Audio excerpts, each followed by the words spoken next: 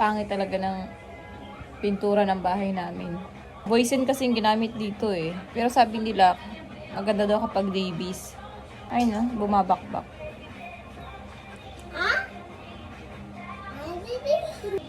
Itong mga kuan, yung mga bilog-bilog na yan, dinikitan ko yan ng kuan, yung wall decor. Natanggal lang din siya kasi wala eh, natatanggal din kaagad eh. Hindi rin pwedeng pakuin mo siya kasi sobrang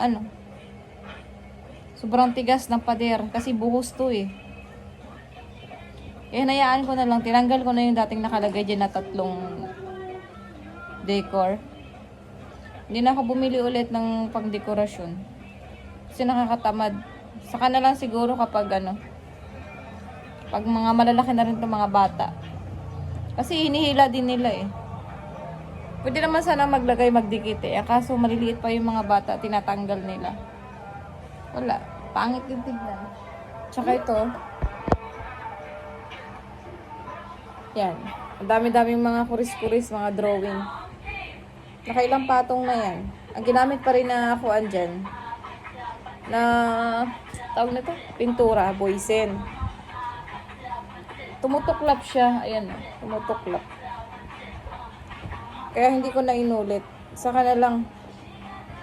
Kasi pagandahin mo yan siya, makikita ng bata, maganda na naman. Susulatan na naman. Lalo na siya. Siya talaga yung pinaka hyper ngayon. Lahat na lang. Sinusulat-sulatan, mga dingding, mga upuan, kung ano-ano.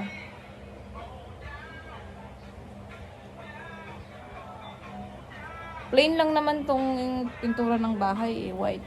Pero sa sunod, kapag magpapapintura ako, mga na lang, katulad ng nasa taas, yung medyo ash gray. Ash gray yata yun, no? Parang cloud gray, parang ganun. Parang mas maigi na lang yung ganun.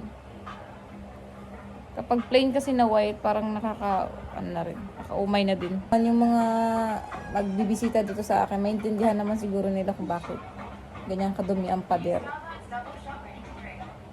Wala na, hindi ko na tinatanggal. Sabi niya, magaling daw siya mag-drawing. Magaling nga siya mag-drawing. Ayan, drawing niya.